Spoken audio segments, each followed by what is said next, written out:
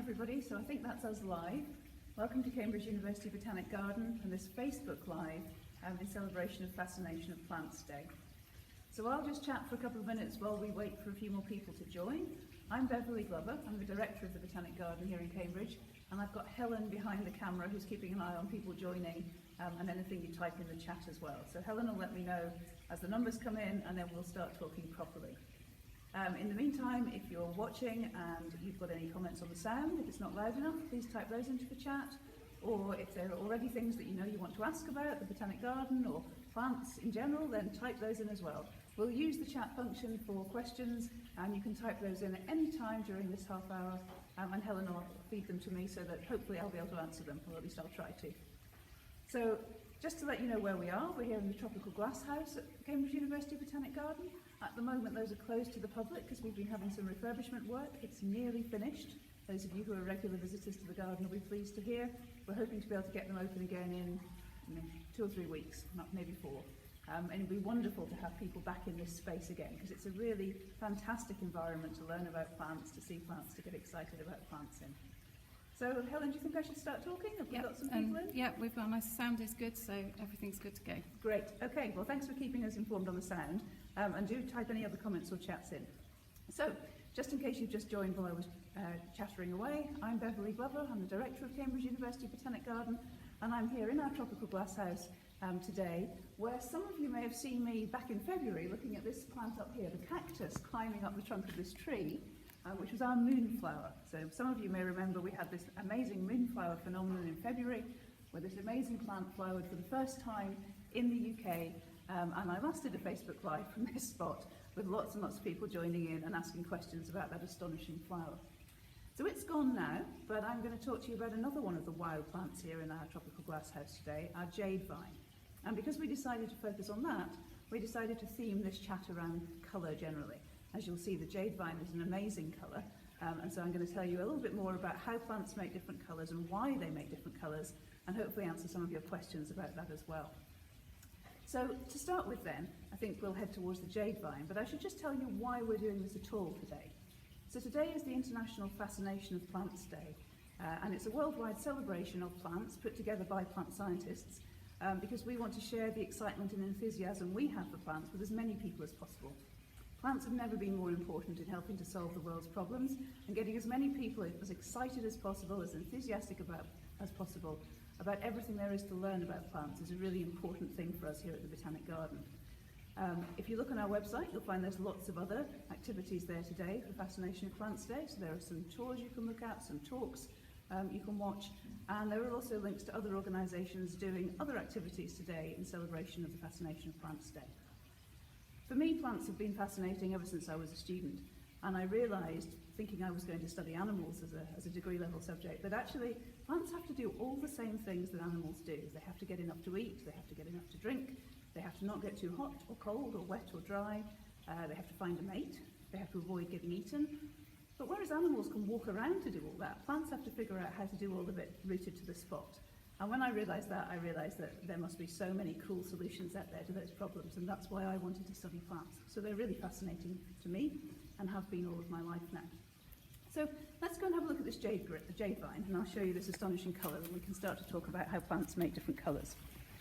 I'm just dancing around Helen here while we do our social distancing thing. So here's the jade vine in flower. I hope you can see these astonishing coloured flowers, sort of emeraldy, turquoisey colour. And the jade vine, Strongyloidon macrobotis, is a member of the legume family, the peas and bean family. It's called the Fabaceae these days. And if you look closely at the flower, you can probably see that it looks a bit like the flower of a broad bean that you might grow in your garden. There's this keel structure here of 2 fused petals, and the reproductive organs are tucked away in there, and then there's this flag petal at the top. But unlike the broad beans you grow in the garden, this is absolutely full of nectar, so you might just be able to see it glistening in there, or if I squeeze the flower, it will drip out. You can see it running down my fingers there. It's just all come out of that flower. So it produces a vast amount of nectar. And the reason it does that is that unlike the broad beans in our gardens, it's not trying to attract bumblebees to pollinate it, it's trying to attract something much bigger and much more energy expensive, and that's a bat.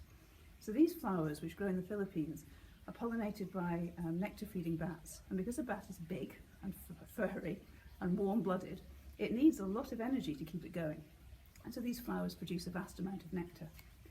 They're also, as you can see, an absolutely crazy colour. And it took scientists quite a long time to figure out how this colour was produced, because it's not something you see in any other flower. It turns out it's a combination of two different pigments. And a pigment is a chemical that absorbs certain wavelengths of light, but not all of them.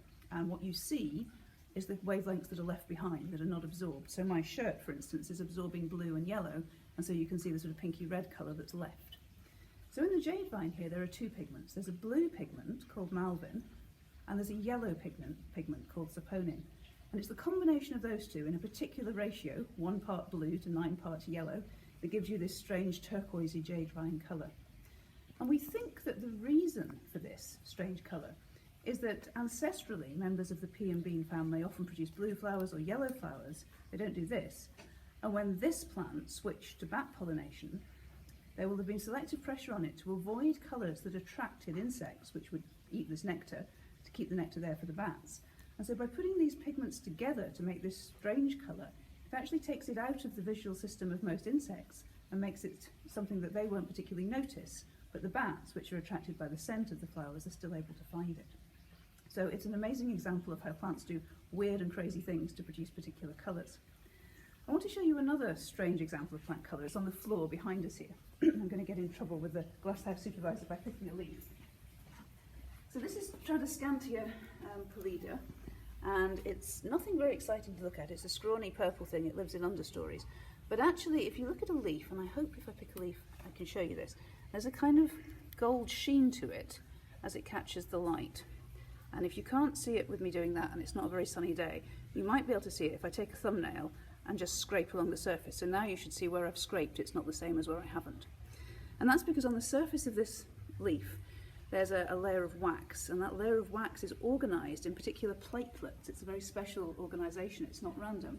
And those wax platelets reflect away red and gold light, so that the leaf ends up looking a slightly different colour. It's the only plant we found that does this. Lots of plants reflect away blue light, and I'll show you one that does that in a minute. And we think reflecting away blue light is quite important to avoid damage to your chloroplasts, because blue light contains quite high energy wavelengths that can be damaging. Reflecting away red or gold is a bit of a strange thing to do, and our best guess at the moment is that this plant is doing this actually to avoid looking like a leaf. So it's a form of camouflage. By reflecting red and gold light away, it confuses animals into thinking that's not necessarily a leaf, it probably won't be good to eat, and so it avoids getting eaten. It's a defence against herbivores. One of those clever ways that plants, because they can't move, avoid getting eaten, whereas an animal can just get up and run away. So we'll do a bit more socially distanced dance. I'm going to take you around the corner to where the glasshouse team have set out some nice plants in different colours for me to show you. We haven't got any questions yet, Beverley, on the chat, but we had one in earlier from Richard saying he wasn't able to join this, but one of his favourite spring flowers is the pasque flower. What produces its purple colour? So would that be similar to the traits? A good question. So pasque flower pulsatilla, it's a purple colour. Actually, I have some purple flowers to show you. So the purple colour is a pigment. It's like the pigments that are producing the colour in the jade vine, the blue and the yellow in combination there. And probably in the pasque flower, it's just a simple purple pigment. So I was going to show you a range of flower colours and tell you about different pigments. Because you can make any number of flower colours by having one pigment, or like the jade vine, having more than one and mixing them together to get different combinations. So there are two main types of pigments that make flowers different colours. A set of pigments called the carotenoids, and they make yellows and oranges. So the California poppy here is a classic example of a carotenoid coloured flower. The carotenoids are fat-soluble pigments. They sit in little compartments of the cell called plastids. Or a second set of pigments is called the anthocyanins, and they make purples and pinks and reds, and probably the colour of the pasque flower that Richard asked about. And they're a water-soluble pigment. They sit in the sac in the middle of the cell, what we call the vacuole. And so I've got some lovely examples here of different anthocyanin pigmented flowers, and I wanted to show you those and how they work. So the anthocyanin molecule is the most common pigment that plants use to make different coloured flowers. This is pinks and purples and reds. And so, for instance, if we start down here, this is a potentilla, porphyrantha. This is an endangered potentilla from Armenia. It has a very pale pink flower. So that pale pink is probably an anthocyanin, and it's an anthocyanin that only has one hydroxyl group, that's one OH ion group, on the molecule. Now, some plants have an enzyme that adds a second hydroxyl group to the molecule, and if they do that, that changes the anthocyanin colour to something like this colour here, a more kind of magenta-y colour. And if they have another enzyme that adds a third hydroxyl group to the molecule, then you can end up with a more purpley blue colour, like this leucocorin here. So these are all basically the same base pigment molecule, we're just adding little chemical groups to it. And then you can change the colour a bit more by changing the acidity of the cell that that pigment's sitting in. So if you took this pigment here that's purple and you made the cell more alkaline, you'd get a blue colour. So something like the true blue of a cornflower, or of a blue morning glory, like the heavenly blue cultivar. That's coming from this pigment, but in a much more alkaline cell background. Similarly, you could make the cell more acid and it'll go more towards pink. And particularly if you do that with this colour or this colour, you can get some salmon colours as well. The other thing you can do is mix your pigments together. So that's just anthocyanin, this is just carotenoid. But if you put the two together, you can end up with something like the bright red down here. So I've only got one flower on this hill and it's almost at the end of its time. That bright red is most likely to be a combination of the magenta anthocyanin with a yellowy coloured carotenoid to give you that orangey red colour. So those are the basic plant colours or flower colours, but why? Why have so many different ones? People ask that all the time. And it's actually to do with the animals that are pollinating these flowers, because all animals have different visual systems. So the colour I see these flowers as is not going to be the same as the colour that a bee sees them as, and that again will be different from the colour that a hummingbird sees them as. So we know that most insects have a visual system that's shifted relative to ours towards the blue. They don't see red very well, they see blue and ultraviolet, which we can't see. And so these colours, the purples and magenta-y colours and the yellows, these are all strongly visible in the insect visual system, and that's really important for making those flowers stand out and getting them pollinated, getting them visited by insects that can transfer their pollen from one flower to another. The bright red down here, the one that I've only got the one of, that's not going to be very visible to an insect. But birds, and particularly something like a hummingbird, they have really good colour vision. They have better colour vision than we do. So they have the same red, green, blue visual system as us, plus the ultraviolet of an insect. And so they see very well into the red end of the spectrum. And if you look at flowers around you, particularly in a tropical glasshouse like this, red-coloured flowers are almost always pollinated by birds. So scientists used to think that that meant that these birds had a preference for red. And there was a series of behavioural studies to try and figure out why, to prove that hummingbirds liked red. And actually they don't care. You can give them all these different colours and they like them all equally, they can see them all equally. And we think actually it's a learned behaviour. Birds learn that if they go to a blue flower or a purple flower or a yellow flower, so might a lot of bees, and they might have drunk all the nectar. But if they go to a bright red flower, because it's not very visible to a bee, then it's more likely to be full of nectar for those birds. So Helen's got a question, I think. Yeah, we've got a question. Speaking about colours and pigments, is there any way humans can use these special pigments for other purposes? Yeah, so lots of these pigments get used in different ways. So the anthocyanins that give us these purple, blue and red in particular, these are really important molecules in our food. So they're also the anthocyanins that give you the blue in blueberries, or the red in strawberries, or the red in red wine, if you like red wine.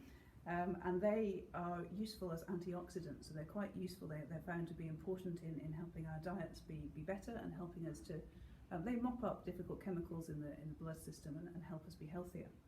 So there's quite a lot of work in understanding anthocyanin production in food, and some of the carotenoids as well, things like the yellow up here in the California poppy, are also thought to be important in diet. So again, work understanding how the orange of a tomato, which is a carotenoid, is produced.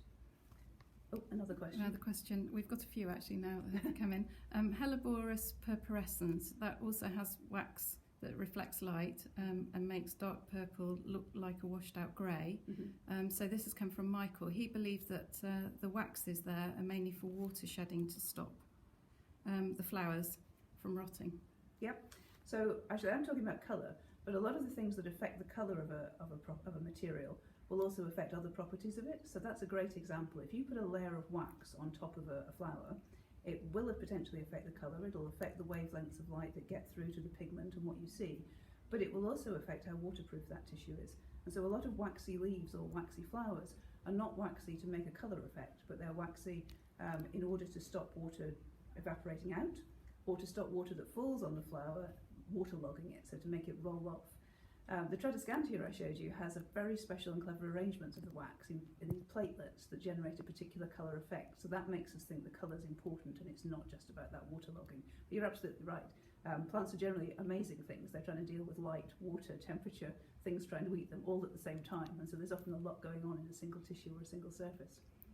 We've got a few questions around the jade vine. Yeah. Are there any other species related to the jade flower with different yellow to blue pigment ratios? I don't think we know the answer to that. I don't think scientists have studied the pigment ratios in other relatives to know that for certain. So the jade vine was studied because we thought to start with it must be some weird pigment that we didn't know from any other plant, and it was only by extracting the pigments that people showed that actually no, it was two known pigments but just operating in this particular ratio in a particular acidity background. But we do know that lots of other legumes, if you think about sweet peas that you might grow in the garden, they come in all sorts of different colours. So the ability to make those yellows and blues and purples is there in all the relatives of that family. Pollinator question, this has come from Noah. Mm-hmm. Do you have any other plants that attract bats? We do. We have quite a few plants that attract bats in here in the botanic garden. So sadly you won't probably have any in your garden at home unless you're watching from somewhere a bit more exotic than Cambridgeshire. Bat-pollinated plants are something that you only find in tropical environments generally, because bats live a long time, they need food all year round, and so in our environment there aren't really flowers in the winter that could feed them. But in a botanic garden, if you look at, particularly in the cactus house, if you live anywhere near a botanic garden and can go to a cactus house, quite a lot of cactuses have bat-pollinated flowers, and the trick to identifying one is that they're normally white, or not very interestingly coloured, so they're normally kind of white or cream, a bit dull. But what they often have is lots of nectar, like I showed you in the jade vine, and lots and lots and lots of stamens. That's the male reproductive structures, producing lots of pollen. And that's because bats actually get all their protein from these flowers as well. And so nectar doesn't have any protein in it, it's just a sugar solution, but pollen is absolutely full of protein. And so bat-pollinated flowers tend to make hundreds or even thousands of stamens to make extra pollen to feed the bats. So our cactuses are a great example. Probably my favourite, and you certainly won't have this in your garden, is the baobab tree. So baobab trees have lovely dangling flowers that are bat pollinated, and they hang below the leaves so the bats don't get tangled up in the leaves when they go in to pollinate them. Is there a best colour for a plant to be when attracting a pollinator? That's come from Catherine.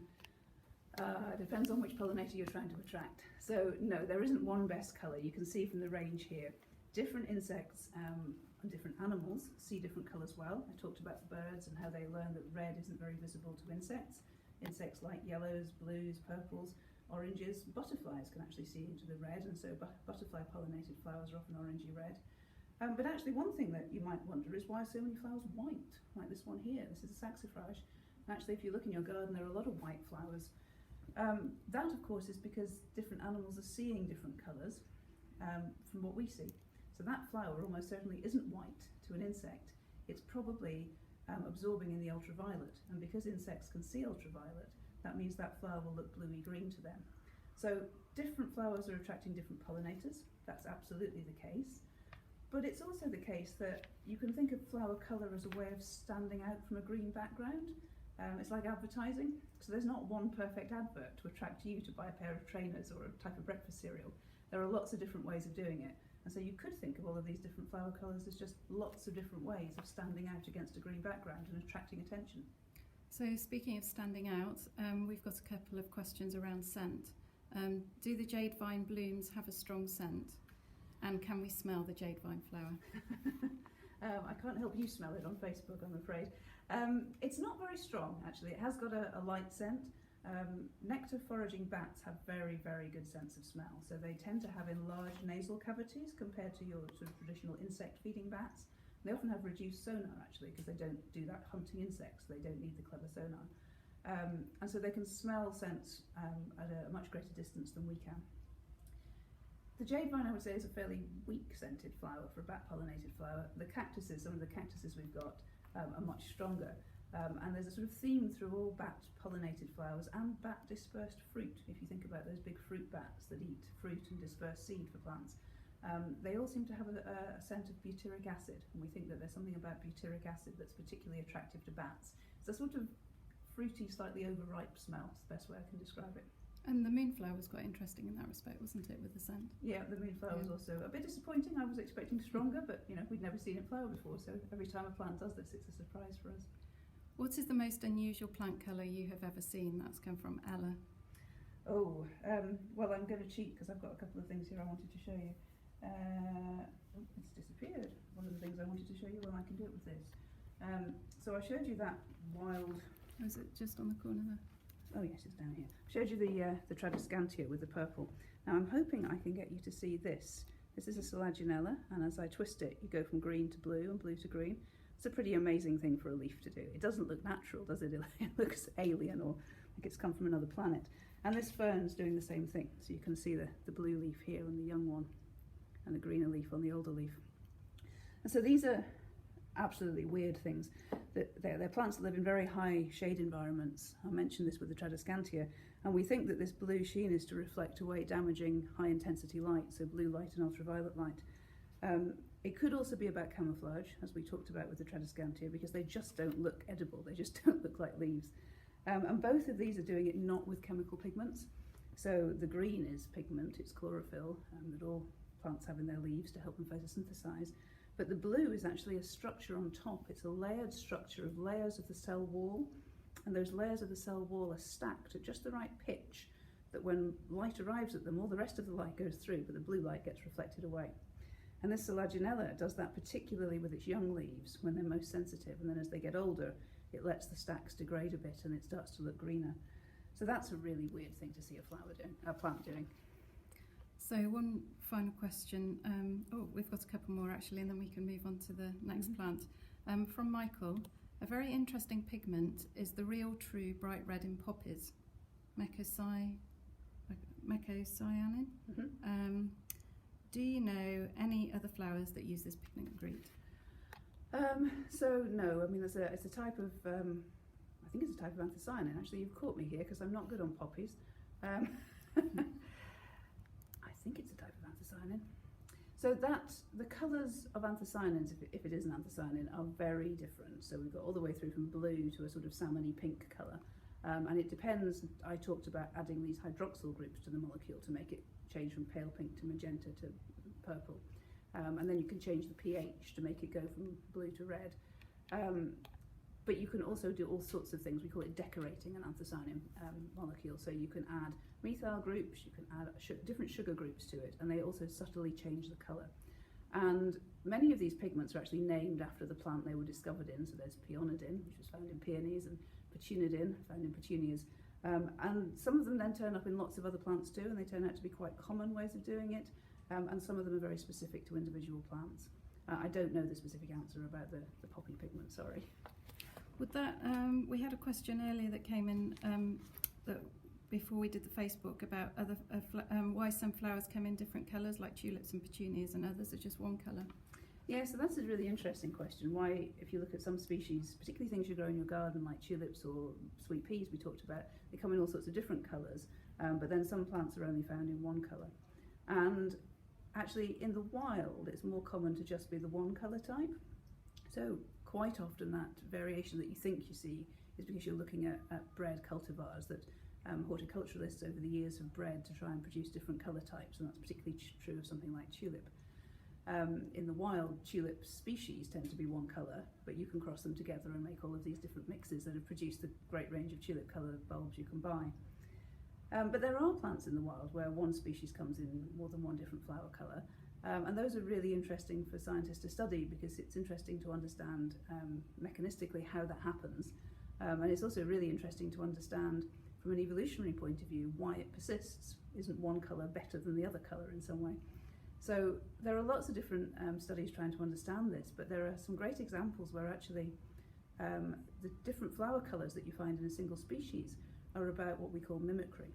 So let's imagine you have a species that makes yellow flowers and purple flowers, and it doesn't make very much nectar. And in one field, it lives in a field full of yellow flowers like buttercups. The yellow flowers will probably get visited lots because the bees will know that buttercups have got lots of nectar. Purple ones won't get visited very much. But maybe there's another population of it living in a field full of red clover. and the bees know that red clover's got lots of nectar in, so they'll visit the purple form of this flower, but not the yellow form. And so it's mimicking the flowers around it. It doesn't have to make much nectar, it gets away with it, but it only gets away with it by having the flexibility to have the different colours according to the environment it finds itself in. So that's a great example of a situation where you can have more than one colour in a single species. Final question. Is there a particular plant or flower which the garden has never displayed but which you would really love to have on show?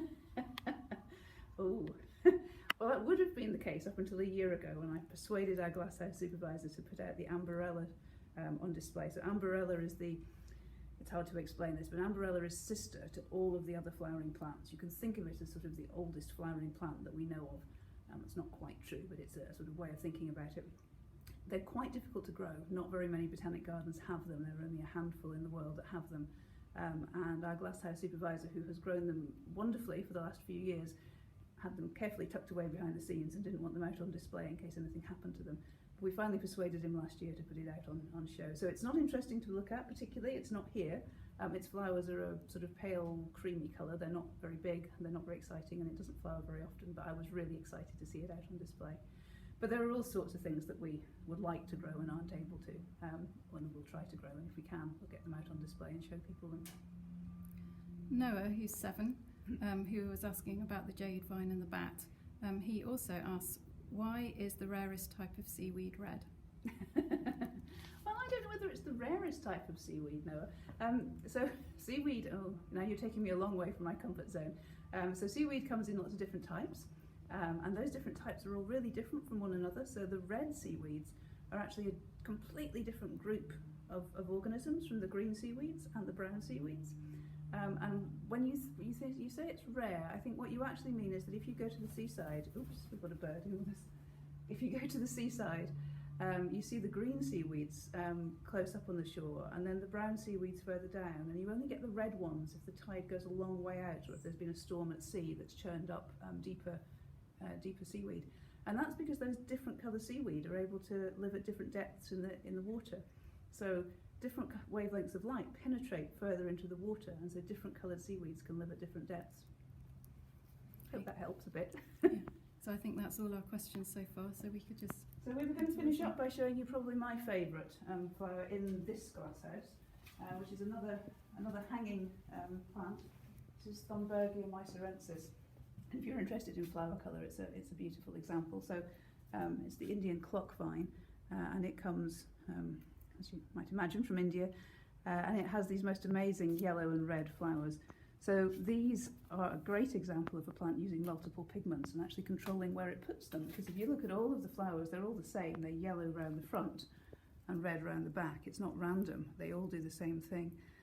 So this is a combination of pigments that's trying to make the most striking appearance so that this flower stands out well and is attractive to pollinators. It's pollinated by birds, not by hummingbirds, because it's native to India and hummingbirds only live in the Americas, but by something called a sunbird. And the sunbird has the same learned colour preferences as the hummingbird. And you can tell it's bird pollinated because you can imagine the bird hovering here in front and sticking its beak down in here into the flower. And when I do that to get at the nectar, which has just made my finger all wet again, it's got lots of nectar in, then these reproductive structures at the top here are going to dab pollen all over the back of my finger, or the bird's head, so when it moves on to another flower it can transfer it to the next flower. But it's an absolutely gorgeous example of colour in combination doing a really striking job, and it's, I think, probably my favourite plant here in the glasshouse. Another one of these fascinating plants for Fascination of Plants Day. Great, so I think that's all the questions. Great, so thank you very much for coming and joining us today. I hope you've enjoyed it and learnt a bit about the amazing world of flower colour. Please do have a look at the other things on our website, the talks and tours that you can see for this special Fascination of Plants Day. See what else you can find going on around the world about it too, and enjoy the plants out in your own garden or the neighbourhood around you. Thanks for joining us, and we hope to see you here at the Botanic Garden soon. And we should also say, Beverley, you've got a course coming up, haven't you, on Monday, if anyone wants to find out more about colour. If Helen wants me to advertise, I am running a course on Monday morning online if anyone's interested in learning more about plant colour. Thanks for joining us today. Bye-bye, everyone.